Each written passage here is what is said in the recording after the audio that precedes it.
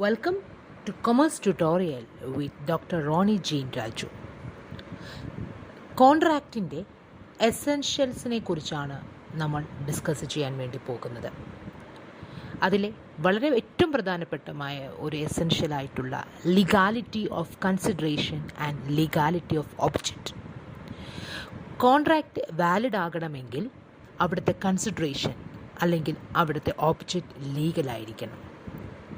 That means, according to Section 10 of the Contract Act, an agreement will become a contract only if it is made for a lawful consideration and for a lawful object. Otherwise, that contract is void. നമ്മുടെ consideration അല്ലെങ്കിൽ നമ്മുടെ object എപ്പോഴും എന്തായിരിക്കണം? Lawful ആയിരിക്കണം.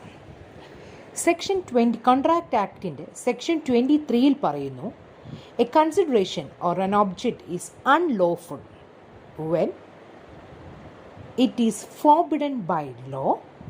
Second one, when it defeat the provisions of law, or when it is fraudulent, when it cause any injury either to the person or property of the another, when it is immoral or opposed to public policy.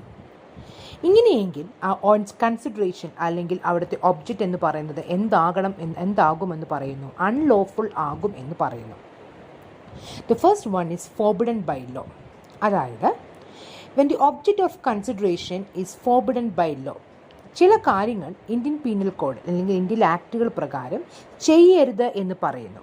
അങ്ങനെ ചെയ്യരുത് എന്ന് പറഞ്ഞിരിക്കുന്ന ഒരു കാര്യം ചെയ്യാൻ വേണ്ടിയുള്ള ഒരു അല്ലെങ്കിൽ അങ്ങനെ ചെയ്യുന്നതിന് വേണ്ടിയുള്ള ഒരു കോൺട്രാക്റ്റ് ആകുമെങ്കിൽ അത്തരം എഗ്രിമെൻറ്റ് എന്താണെന്നാണ് പറഞ്ഞിരിക്കുന്നത്? വോയിഡാണ്, because it is unlawful. For example പറയുകയാണെങ്കിൽ, A agrees to sell certain goods to Y after knowing very well that the goods are to be smuggled out of the country. Smuggling officially lawful അല്ല, smuggling ചെയ്യുന്നതിന് വേണ്ടിയിട്ടുള്ളൊരു കോൺട്രാക്റ്റാണ്. അങ്ങനെയെങ്കിൽ അതെന്തായിരിക്കും? Unlawful ആയിരിക്കും. That is forbidden by law. നിയമം ചെയ്യരുത് എന്ന് പറഞ്ഞ ഒരു കാര്യം. രണ്ട്, defeating the provisions of any law.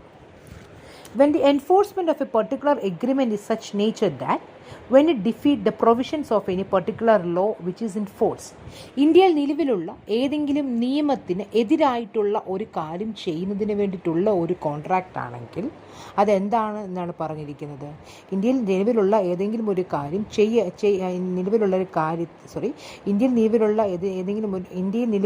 ഏതെങ്കിലും നിയമത്തിന് എതിരായിട്ടുള്ള ഒരു കാര്യം ചെയ്യുക അല്ലെങ്കിൽ നിയമത്തിൽ പറഞ്ഞിരിക്കുന്ന അല്ലാതൊരു കാര്യം ചെയ്യുകയാണെങ്കിലും അതും അൺലോഫുൾ ആണ്. എക്സാമ്പിൾ പറയുകയാണെങ്കിൽ, നമുക്കറിയാം ഒരു പാർട്ട്ണർഷിപ്പ് 20 പേരിൽ കൂടുതലുള്ള ഒരു പാർട്ട്ണർഷിപ്പ് ഇല്ലീഗലാണ്. അപ്പോൾ അങ്ങനെയാണെങ്കിൽ അതിൽ കൂടുതലൊരു പാർട്ട്ണർഷിപ്പ് ഫോം ചെയ്തിട്ടുണ്ടെങ്കിൽ അതെന്താണ്? നമ്മുടെ നിയമത്തിൻ്റെ പ്രൊവിഷൻസിന് എതിരാണ്. അത് എന്തായി മാറും? അൺലോഫുള്ളായിട്ട് മാറും. മൂന്നാമത്തത് ഫ്രോഡുലൻറ്റ്. നമ്മൾ ഫ്രോഡായിട്ടുള്ളൊരു കാര്യം ചെയ്തതിന് വേണ്ടിയിട്ടുള്ള കോൺട്രാക്റ്റ് ആണെങ്കിൽ അത് ഫ്രോഡുലൻ്റ് ആയിട്ട് മാറും. 4, കോൺട്രാക്റ്റിൻ്റെ അല്ലെങ്കിൽ അതിൻ്റെ ഒബ്ജക്റ്റ് മറ്റൊരു വ്യക്തിക്കോ അല്ലെങ്കിൽ എന്തെങ്കിലും വ്യക്തിക്ക് അല്ലെങ്കിൽ അയാളുടെ പ്രോപ്പർട്ടിക്കോ ഇഞ്ചുറി വരുത്തുന്നതാണെങ്കിൽ അതും എന്താണെന്നാണ് പറഞ്ഞിരിക്കുന്നത്? അൺലോഫുൾ ആണ് എന്നാണ് പറഞ്ഞിരിക്കുന്നത്. The last one, if anyone it is immoral or opposed to public policy. ഇമ്മോറലായ ഒരു കാര്യം ചെയ്യുക അല്ലെങ്കിൽ പബ്ലിക് പോളിസിക്ക് എതിരായിട്ടുള്ള ഒരു കാര്യം ചെയ്യുകയാണെങ്കിൽ അതും എന്താണെന്നാണ് പറഞ്ഞിരിക്കുന്നത്? അൺലോഫുള്ളായ ഒരു കാര്യമാണെന്നാണ് ഇന്ത്യൻ കോൺട്രാക്റ്റ് ആയിട്ട് പറയുന്നത്. അപ്പം നമുക്ക് നോക്കാം, ഇമ്മോറലായ ഒരു കാര്യം ചെയ്യുക അല്ലെങ്കിൽ പബ്ലിക് പോളിസിക്ക് എതിരായിട്ടുള്ള ഒരു കാര്യം ചെയ്യുക എന്ന് പറഞ്ഞാൽ എന്താണ്? When an agreement which is against to the public policy. That means public policy എന്ന് പറയും, നമ്മളെല്ലാം സോഷ്യൽ ബീയിങ് ആണ് അല്ലേ, സോഷ്യൽ ആനിമൽസ് എന്ന് നമ്മൾ പറയുന്നത്. അപ്പം സമൂഹത്തിന് നന്മയായുള്ള കാര്യങ്ങൾ മാത്രമേ നമുക്ക് ചെയ്യാൻ പാടുള്ളൂ. സമൂഹത്തിന് എതിരായിട്ടുള്ള ഒരു തരത്തിലുള്ള കാര്യങ്ങൾ ചെയ്യാൻ പാടില്ല എന്നാണ് നിയമം പരാമർശിക്കുന്നത്. അപ്പം എന്തൊക്കെയാണ് പബ്ലിക് പോളിസിക്ക് എതിരായിട്ടുള്ള കാര്യങ്ങൾ എന്ന് പറഞ്ഞാൽ എന്തൊക്കെയാണ്? That means there are some agreements which is opposite to public policy. നമുക്ക് അങ്ങനെ ഏതൊക്കെയാണ് പബ്ലിക് പോളിസിക്ക് എതിരായിട്ടുള്ള കാര്യങ്ങളെന്ന് നോക്കാം. 1, agreement for the sale of public offices or title. ഇപ്പം രണ്ട് വ്യക്തികൾ തമ്മിലൊരു എഗ്രിമെൻറ്റ് ഫോം ചെയ്യുന്നു. എഗ്രിമെൻ്റ് എന്ന് പറയുന്നത് എന്തെങ്കിലും ഒരു ടൈറ്റിൽ അല്ലെങ്കിൽ ഒരു പണം കൊടുത്ത് എന്തെങ്കിലും അവാർഡുകളോ ടൈറ്റിലോ അല്ലെങ്കിൽ എന്തെങ്കിലും ഒരു ജോലി സമ്പാദിക്കുന്നതിന് വേണ്ടിയാണ് ഇവർ തമ്മിൽ എഗ്രിമെൻറ്റ് ഫോം ചെയ്തിട്ടുണ്ടെങ്കിൽ ആ എഗ്രിമെൻറ്റിനെ the agreement for the sale of public officers or titles എന്ന് പറയാം. അതായത് ഒരു വ്യക്തി പണം കൊടുത്ത് അല്ലെങ്കിൽ പണം കൊടുത്ത് ഒരു ജോലി സമ്പാദിക്കുക, അല്ലെങ്കിൽ പണം കൊടുത്ത് അവാർഡുകൾ നേടിക്കുക, പത്മശ്രീ പത്മഭൂഷൺ എന്ന് പറഞ്ഞ അവാർഡുകൾ, അത്തരം ടൈറ്റിലുകൾ ഒബ്റ്റെയിൻ ചെയ്യുക, അങ്ങനെയുള്ള എഗ്രിമെൻറ്റുകളാണ്. Because it increase inefficiency, it shows the corruptions of that administration of the state. So അങ്ങനെ രീതിയിലാണെങ്കിൽ we can call this agreement for the sale of public offices and title, and it is unlawful. രണ്ടാമത്തേത് agreement opposite to public പോളിസിയിൽ രണ്ടാമത്തേത് trading with enemy. നമ്മൾ പറഞ്ഞിട്ടുണ്ട്, നമ്മുടെ ഒരു രാജ്യം യുദ്ധം പ്രഖ്യാപിച്ചു കഴിഞ്ഞാൽ ആ യുദ്ധത്തിനുള്ള മറുരാജ്യം എന്ന് പറയുന്നത് നമ്മുടെ ഏലിയൻ എനിമിയാണ്.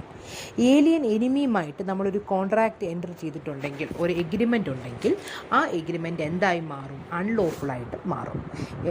യുദ്ധം പ്രഖ്യാപിച്ചു കഴിഞ്ഞിട്ടുണ്ടെങ്കിൽ ആ രാജ്യത്തിലുള്ള വ്യക്തികളുമായിട്ട് നമ്മൾ ഫോം ചെയ്തിരിക്കുന്ന എഗ്രിമെൻറ്റുകൾ അൺലോഫുള്ളാണ്. 3. Agreement by way of maintenance and ചാമ്പർട്ടി.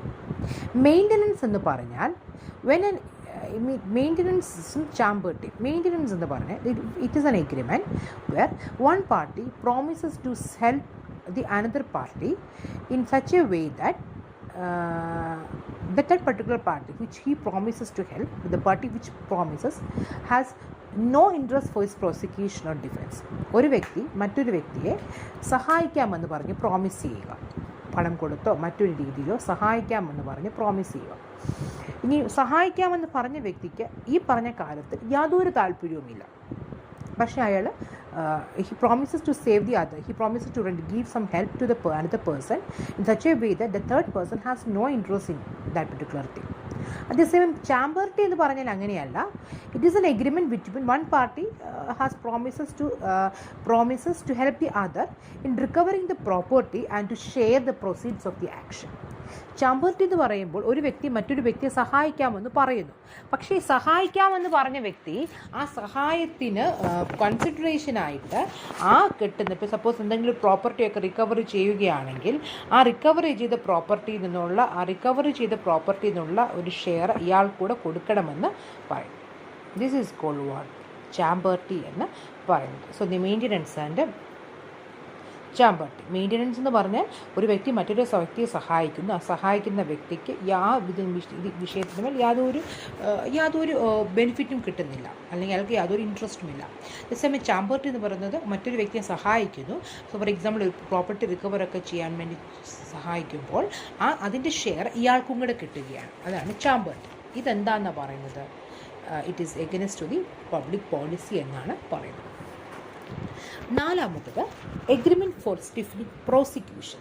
Prosecution എന്ന് പറഞ്ഞാൽ നമുക്കറിയാം, നമ്മുടെ ഉദാഹരണം എന്ന് പറയാം, നിങ്ങൾക്കത് ഉദാഹരണമായിട്ട് പറഞ്ഞു, നമ്മൾ ജഡ്ജിമാരെയൊക്കെ വശംബദ്ധരാക്കി ബ്രൈബ് കൊടുത്ത് അല്ലെങ്കിൽ കറപ്റ്റഡാക്കി നമുക്ക് അനുകൂലമായിട്ട് വിധി സമ്പാദിക്കുക. പ്രോസിക്യൂഷന് സപ്രസ് ചെയ്യുന്ന കാര്യങ്ങളിൽ എഗ്രിമെൻറ്റ് ഫോം ചെയ്തു കഴിഞ്ഞാൽ അത് പബ്ലിക് പോളിസിക്ക് എതിരാണ്.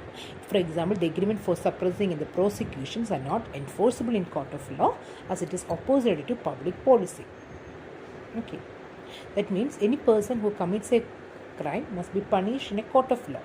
If we makes an agreement with the judges that to make an unfair advantage, in that case that agreement is unlawful.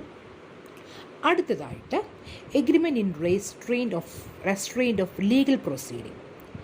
എല്ലാ വ്യക്തികൾക്കും ഉള്ള ഒരു ബേസിക് നെസസിറ്റിയാണ് നിയമത്തിൽ നിന്നുമുള്ള ഒരു വ്യക്തിയുടെ അവകാശങ്ങൾ നേടിയെടുക്കുക എന്നുള്ളത്.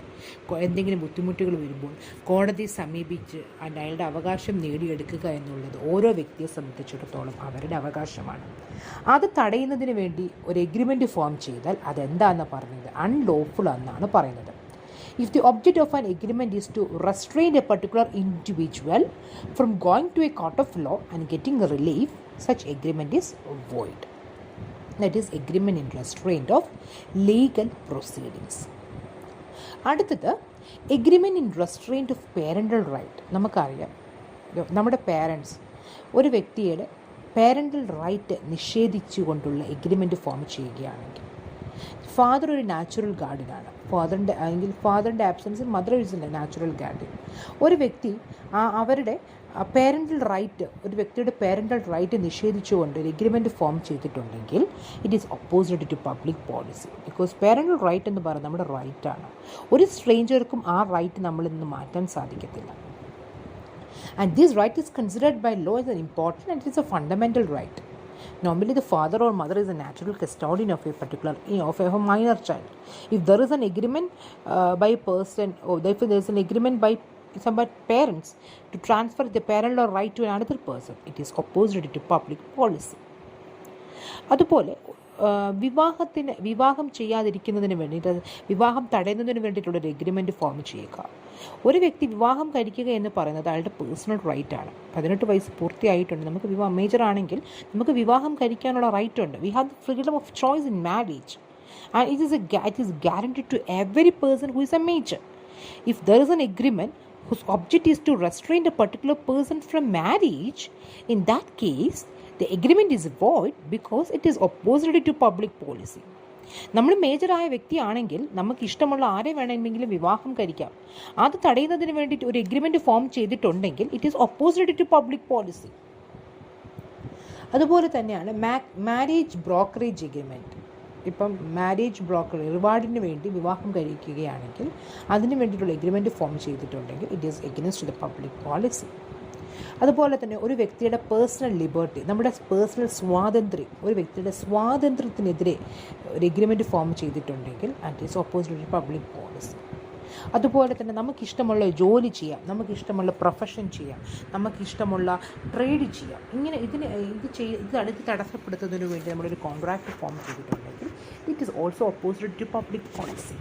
നമ്മൾ പബ്ലിക് പോളിസിക്ക് ഓപ്പോസിറ്റായിട്ട് പറഞ്ഞ പോയിന്റുകൾ ഏതൊക്കെയാണെന്ന് പറഞ്ഞത്: the agreement for the sale of public offices, trading with enemy, maintenance and champerty, agreement for stifling prosecution, agreement in restraint of legal proceedings, in restraint of parental right, in restraint of marriage, in restraint of personal liberty, in restraint of trade and marriage brokerage agreement. ഒരു വ്യക്തിക്ക് അയാളുടെ personal അധികാരത്തിനെതിരെ ആരെങ്കിലും contract form ചെയ്തിട്ടുണ്ടെങ്കിൽ it is considered as unlawful and it is opposite to public policy.